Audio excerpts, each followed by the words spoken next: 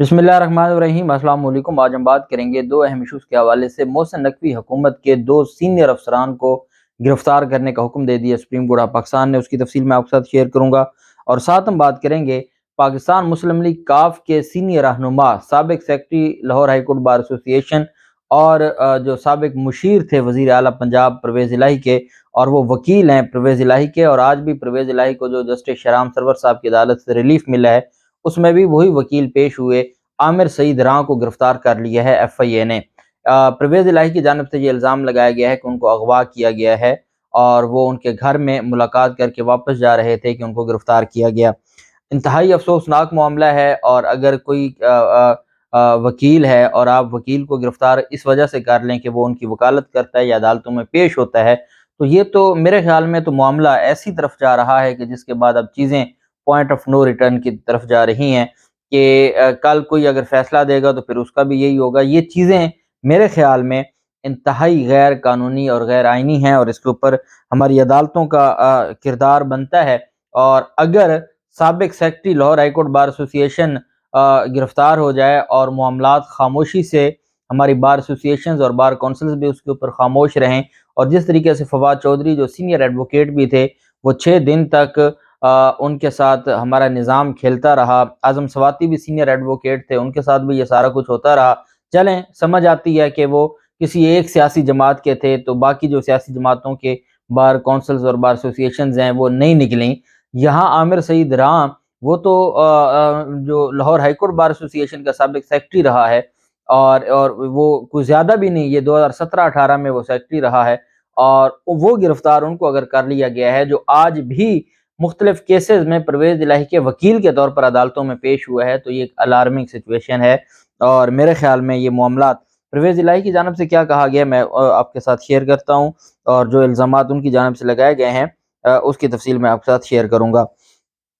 پہلے تو میں آپ کو بتاتا چلوں کہ پاکستان تحریک انصاف کی خاتون ایم این اے پر بھی ایف آئی آر درج کر دی گئی ہے، مقدمہ درج کر دیا گیا ہے، اور وہ بھی بغاوت کا۔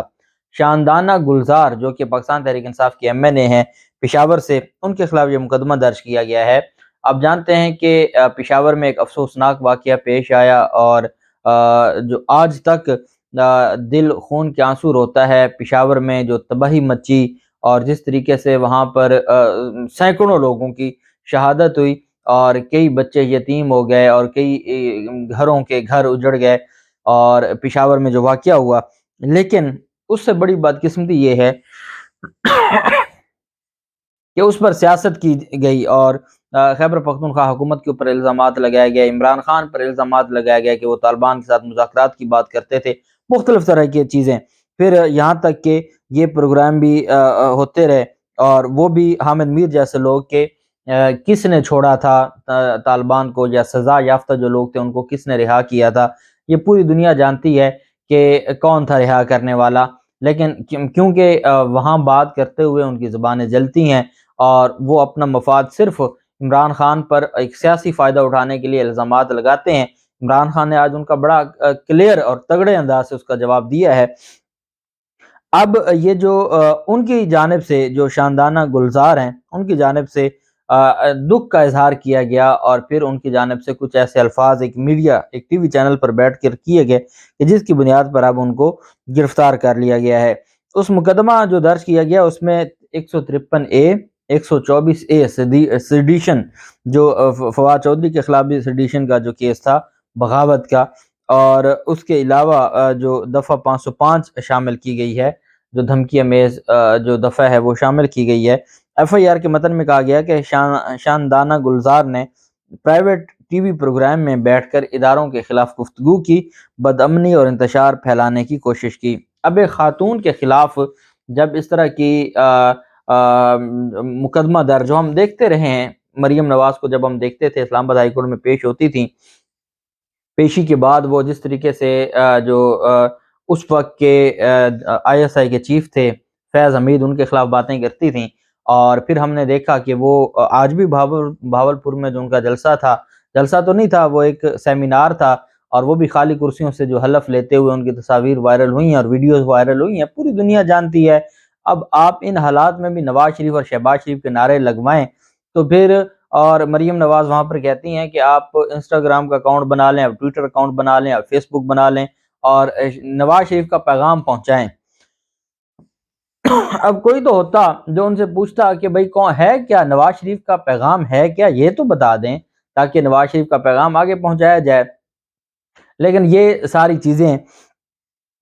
ایک خاتون پاکستان چونکہ وہ پاکستان تحریک انصاف کی ایم این اے ہیں، ان کے خلاف وہاں نام لے لے کے، اور آج بھی مریم نواز نے فیض حمید پر الزامات لگائے طالبان کے حوالے سے بھی، اور بہت ساری چیزوں پر فیض حمید کا نام لے کے الزام لگایا، کیونکہ وہ فیض حمید اس وقت ایک ادارے کے سربراہ تھے، اس ادارے پہ الزام لگایا جا رہا ہے، تو یہ تو ادارے والوں نے جواب دینا ہے کہ جو مریم نواز کی جانب سے الزامات لگائے جا رہے ہیں۔ لیکن ایک بات حقیقت ہے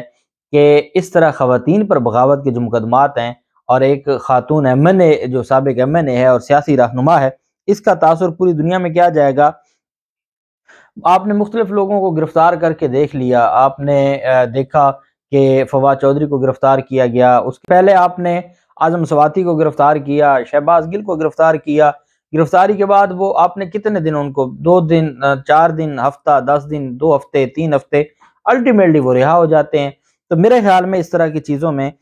مزید ریاست کو کمزور نہیں کرنا چاہیے، اداروں کو بدنام نہیں کرنا چاہیے، اور اس طرح کی چیزوں کے سے بالکل باز رہنا چاہیے۔ اور جسٹس قاضی فیصل صاحب کی جانب سے پشاور جو دھماکہ ہوا ہے اس پر ان کی جانب سے جو ریمارکس دیے گئے ہیں دوران سماعت، ایک کیس کی سماعت ہو رہی تھی، انہوں نے سوال اٹھایا کہ دہشت گردوں سے مذاکرات کیوں کیے جا رہے ہیں۔ عدالت عظمیٰ کے جج کی ریمارکس دی ہے کہ دہشت گردوں سے کب تک ڈریں گے۔ کہا جاتا ہے کہ دہشت گردوں کو یہ دو وہ دو، اور کبھی کہا جاتا ہے کہ دہشت گردوں سے مذاکرات کرو، اس دوران ریاست کہاں ہے۔ جسٹس قاضی فیصل صاحب نے ریمارکس دی ہے کہ آج دہشت گرد 2 بندے ماریں گے، کل کو 5 بندے ماریں گے، پتہ نہیں ہم کس معاشرے میں رہ رہے ہیں۔ ایک جج نے دہشت گردی کے واقعے پر رپورٹ دی لیکن اس کو ردی کی ٹوکری میں پھینک دیا۔ جسٹس قاضی فیصل صاحب نے ریمارکس دی ہے کہ لمبی داڑھی رکھنے سے بندہ مسلمان یا اچھا انسان نہیں بن جاتا، ہمارے ایک جج کو مار دیا گیا، کسی کو پرواہ ہی نہیں۔ پشاور پولیس لائنز کی مسجد کے اندر خودکش دھماکے میں اب تک جو امام مسجد اور اہلکاروں سمیت 101 افراد شہید ہو چکے ہیں، اور اس پر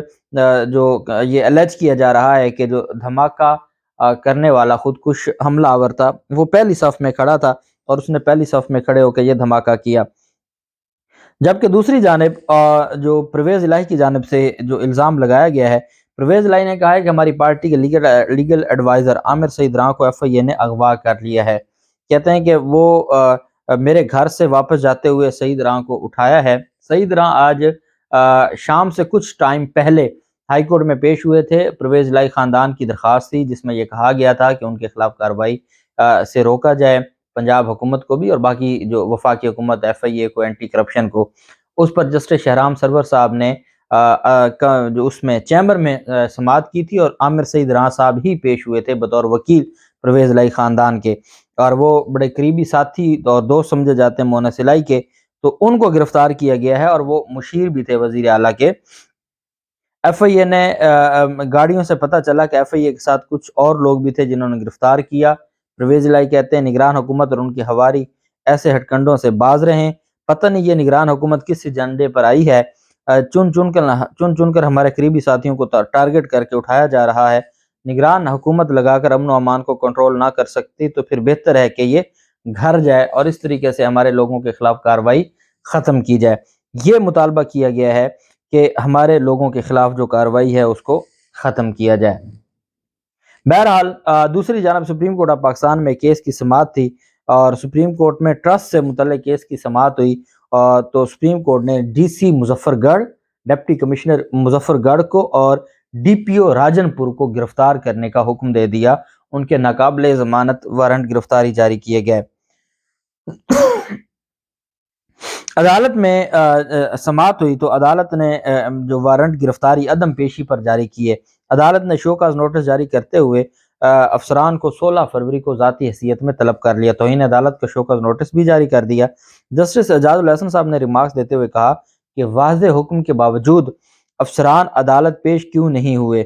اب سپریم کورٹ کے حکم پر ایسا عمل کریں گے؟ اگر سپریم کورٹ افسران کو بلائے اور سپریم کورٹ کے حکم پر بھی افسران نہ آئیں تو پھر تو اس کا مطلب یہ ہوا کہ بس اندھیر نگری ہے اور کوئی پوچھنے والا نہیں ہے۔ अब आप देखें लाहौर हाई कोर्ट के जो जज हैं जस्टिस तारिक सलीम शेख साहब फवाद चौधरी के मामले पे वो आईजी इस्लामाबाद और आईजी पंजाब को बुलाते हैं और कहते हैं कि अगर फवाद चौधरी इस्लामाबाद भी पहुंच गया तो उसको वापस बुलाएं, अगर उसको लेकर आएं, और अगर वो मोटरवे पे है उसको लेकर आएं, और वो पेश नहीं करते और कोई उनके खिलाफ कार्रवाई नहीं होती। यहाँ इस्लामाबाद हाई कोर्ट का जज इलेक्शन कमीशन से कहता है कि कोई इलेक्शन करवाओ, वो उनकी बात नहीं मानते, आज तक इलेक्शन नहीं होता और वो मामला भी ऐसे ही चलता है। तो ये बड़ी बदकिस्मती है, हमारी अदालतों को अपने अहकामात पर अमल दरामद करवाना होगा जैसे सुप्रीम कोर्ट ने किया है। जस्टिस एजाजुल हसन साहब ने कहा है कि आपकी जुर्रत कैसे हुई कि आपने सुप्रीम कोर्ट के अहकामात पर अमल नहीं किया। सुप्रीम कोर्ट के हुक्म को अफसरान ने मजाक में उड़ा दिया। अफसरान बताएं कि उनके खिलाफ तौहीन अदालत की कार्रवाई क्यों ना की जाए। और साथ ही जो डिप्टी कमिश्नर हैं डीसी मुजफ्फरगढ़ और डीसी राजनपुर और डीपीओ के ये 3 लोगों के वारंट गिरफ्तारी जारी किए गए और ये नाकाबिले जमानत वारंट गिरफ्तारी हैं। डीसी मुजफ्फरगढ़ का, डीपीओ राजनपुर का और डीसी राजनपुर का, 2 डीसी और 1 डीपीओ के वारंट गिरफ्तारी जारी किए गए हैं सुप्रीम कोर्ट ऑफ पाकिस्तान की जानिब से। और सुप्रीम कोर्ट ऑफ पाकिस्तान ने नाकाबिले जमानत वारंट गिरफ्तारी जारी किए हैं और सुप्रीम कोर्ट ऑफ पाकिस्तान ने कहा है कि इन सारी चीज़ों में जो लोग आइन और कानून की खिलाफ वर्जी कर रहे हैं, जो अदालतों के अहकामात की खिलाफ वर्जी कर रहे हैं, वो किसी भी माफ़ी के हकदार नहीं है। शो का नोटिस जारी करके 16 फरवरी को ज़ाती हैसियत में तलब कर लिया। अल्लाह पाक पाकिस्तान का में नासिर हो। बहुत शुक्रिया। अल्लाह हाफिज़। पाकिस्तान जिंदाबाद।